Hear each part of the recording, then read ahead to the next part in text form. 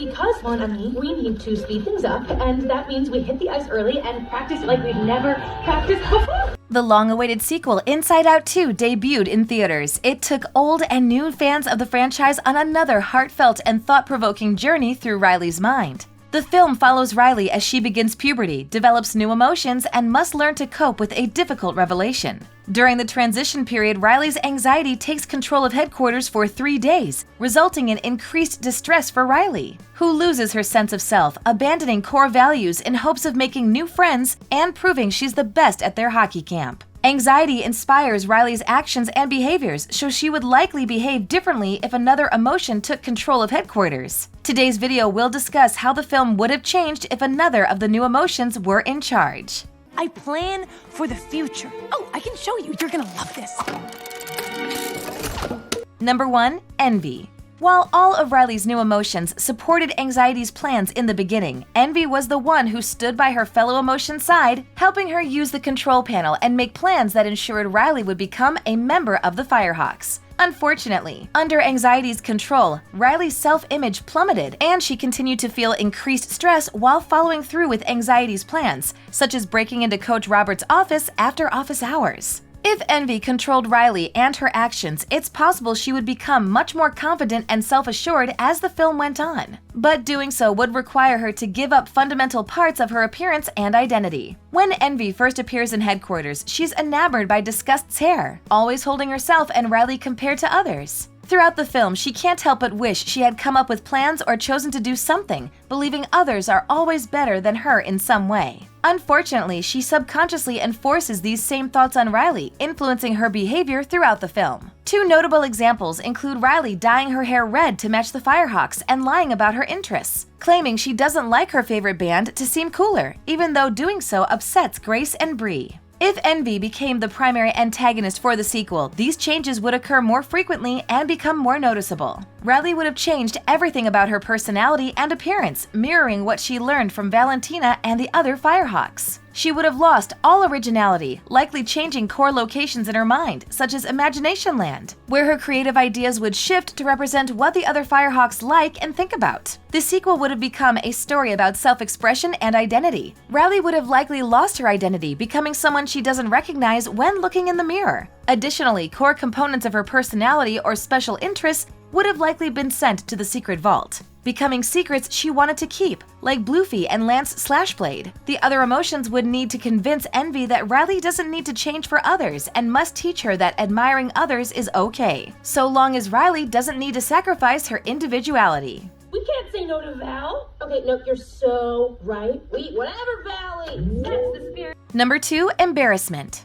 One of Riley's quietest and most subtle emotions, embarrassment, immediately stands out from the others, as his presence isn't as imposing or impactful to Riley's sense of self. Embarrassment immediately hits it off with Sadness, who likely sympathizes with his quiet concern over Riley. His desire to hide away when something goes wrong is reminiscent of Sadness's behavior in the original film. So the two characters understand and sympathize with one another, which is an integral part of the sequel. Embarrassment initially supports Anxiety's plan to change Riley, even helping her apprehend and repress the core 5 emotions. However, his opinion changes throughout the film as he witnesses Riley become further from her true self, abandoning her core values by abandoning her friends and breaking the rules. Embarrassment's primary concern throughout the film is when Riley acts outside of the social norm, behaving goofily around people she doesn't know, making her shy away from others. When Riley realizes that the Firehawks don't like her after her actions cause everyone to get in trouble with Coach Roberts, Anxiety takes it upon herself to become as likable as possible,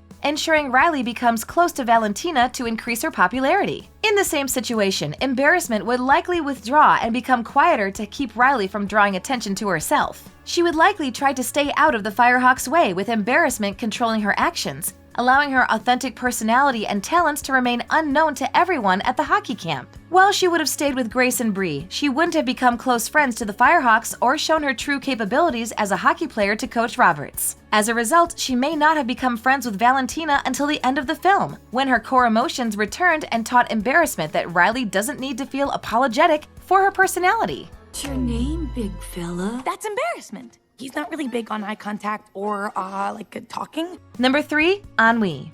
Ennui has a hands-off approach throughout most of the film. As Boredom, she seems genuinely disinterested in what Riley is doing and how the other emotions handle the situation. She remains away from the control panel, influencing Riley through an app on her phone. While this behavior may reference how Riley is a teenager in the modern world, it's also symbolic of how ennui places a barrier of apathy between Riley and herself. As boredom can cause someone to detach from their other emotions and interests that bring them joy. For example, ennui makes Riley sound uncaring and disinterested in her favorite music before dismissing Grace and Bree. Like embarrassment, ennui could have made Riley uninvolved in the film, creating distance between her and the other characters. She could have lost interest in her passions, making her uncaring about her friendships, hobbies, hockey, and more. While she could engage with the people around her, she may find little joy in spending time with her friends or participating in the training camp. However, disassociating from the events and her other emotions may have provided a way for Riley to cope with learning about Grace and Bree attending a different high school. The film could have become about Riley learning to enjoy the little things and stay connected to the people around her, despite having a startling revelation or sudden change that impacts her life. Ennui's hands-off approach and distance could have tied into the original film's theme,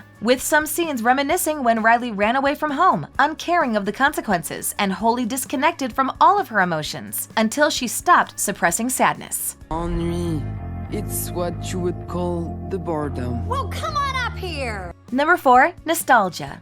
Nostalgia is the final emotion to enter headquarters during Inside Out 2, although the other emotions believe she's there immaturely. According to Anxiety, nostalgia shouldn't have a place in headquarters until Riley is much older, allowing her to reminisce on friends, family, and 2 graduations. However, these claims may be false, as everyone is different and may develop emotions at other times. For example, Riley had an entire life before moving to San Francisco, and although she's still young, she may feel nostalgic for her childhood friends and experiences from time to time. Loss is a significant motivator for someone to think back on memories with fondness. Therefore, nostalgia makes sense throughout the film, as Riley has learned that she will attend a different high school than her best friends. They'll no longer see one another at school, attend classes together, share a lunch table, or play on the same hockey team. While it's likely that Riley will continue spending time with Grace and Bree outside of school, there's no denying that their friendships will change as they adjust to the new distance between them. With nostalgia in control of Riley, she may have spent the entire film with Grace and Bree, wanting to make as many memories as possible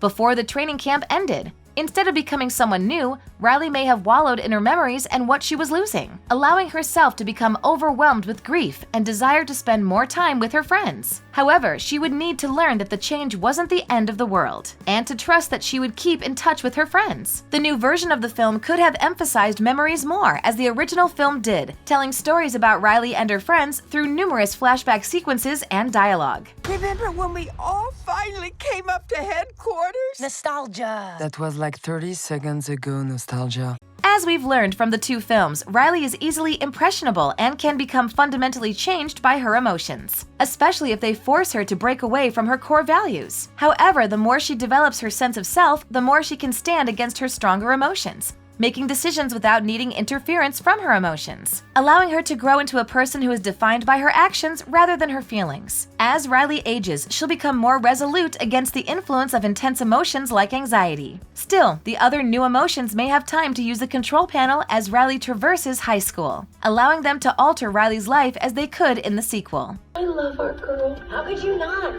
She's super smart and great at hockey. She's really creative. Thanks for watching. If you enjoyed this video, hit that like button, subscribe to our channel, and turn on notifications to stay updated on our uploads.